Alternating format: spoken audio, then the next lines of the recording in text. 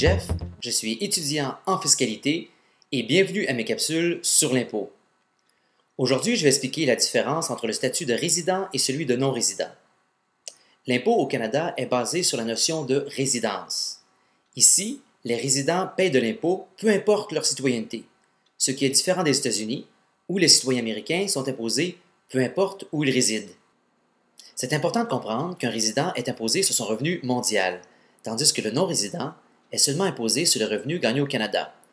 Ça veut dire que si vous êtes résident canadien et que vous avez gagné zéro revenu au Canada, mais que vous avez des revenus d'emploi, par exemple, de 1 million de dollars aux États-Unis et des revenus d'intérêt de 500 000 en Chine, vous devez quand même payer vos impôts à notre bon gouvernement.